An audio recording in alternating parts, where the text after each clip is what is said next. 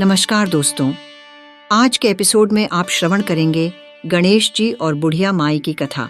एक बार गणेश जी ने पृथ्वी के मनुष्यों की परीक्षा लेने का विचार किया। वे अपना रूप बदलकर पृथ्वी पर भ्रमण करने लगे। उन्होंने एक बालक का रूप बना लिया। एक हाथ में एक चम्मच में दूध ले लिया और दूसरे हाथ में एक चुटकी चावल ले लिए और गली गली घूमने लगे। साथ ही साथ आवाज लगाते चल रहे थे कि कोई मेरे लिए खीर बना दो, कोई मेरे लिए खीर बना दो। कोई भी उन पर ध्यान नहीं दे रहा था, बल्कि लोग उन पर ये कहकर हंस रहे थे कि भला एक चम्मच दूध और एक चुटकी चावल से भी खीर बन सकती है। वे लगातार एक गांव के बाद दूसरे गांव इसी तरह चक्कर लगाते हुए पुकारते रहे, पर कोई खीर बनाने के लिए तैयार नहीं था। सुबह से शाम हो गई। गणेश जी लगातार घूमते रहे। तभी एक बुढ़िया शाम के वक्त अपनी झोपड़ी के बाहर बैठी हुई थी। तभी गणेश जी वहाँ से पुकारते हुए निकले कि कोई मेरी खीर बना दे।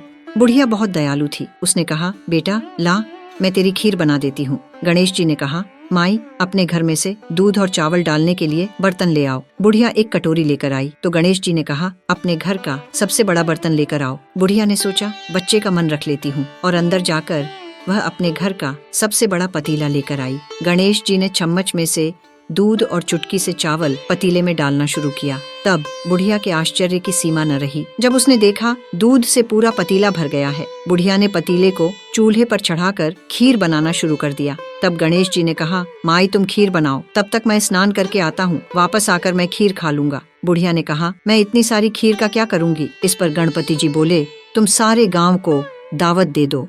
बुढ़िया ने बड़े प्यार से मन लगाकर खीर बनाई। खीर की मीठी मीठी खुशबू चारों दिशाओं में फैल गई। खीर बनाने के बाद वह हर घर में जाकर खीर खाने का न्योता देने लगी। लोग उस पर हंस रहे थे। वे कहने लगे, बुढ़िया के घर में खाने को दाना नहीं और यह सारे गांव को खीर खाने की दावत दे रही है। ये देखने के लिए सारा गांव बुढ़िया के घर इकट्ठा हो गया। जब बुढ़िया की बहू को ये बात मालूम हुई, तब वह सबसे पहले वहाँ पहुँच गई। उसने खीर से भरे पतीले को देखा तो उसके मुंह में पानी आ गया। उसे बड़ी जोर से भूख लगी हुई थी। उसने सोचा दावत के बाद खीर बचे या न बचे, इसलिए उसने एक कटोरी में खीर निकाली और दरवाजे के पीछे बैठकर गणपति जी को भोग लगाकर खीर खाने लगी। अब जब खीर तैयार हो गई तो बुढ़िया माई ने आवाज लगाई, आजा रे गणेशिया, खीर खा ले। तभी गणेश जी वहाँ पहुँच गए और बोले कि मैंने तो खीर पहले ही खा ली। तब बुढ़िया ने पूछा कि कब खाई, तो वे बोले कि जब तेरी बहू ने दरवाजे के पीछे बैठकर मुझे भोग लगाकर खीर खाई, तभी मेरा पेट भर गया। बुढ़िया समझ गई कि ये जरूर गणेश जी हैं। फिर गणेश जी बोले, माई तुम भी खीर खा लो, अपने परिवार को खिलाओ और पूरे गांव को खिलाओ।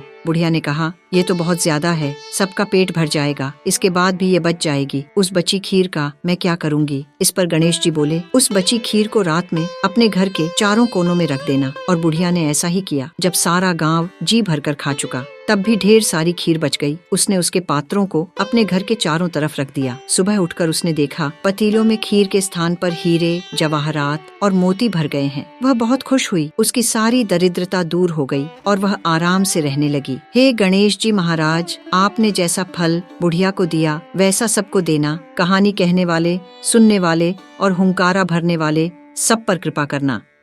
बोलो गणेश जी महाराज की जय।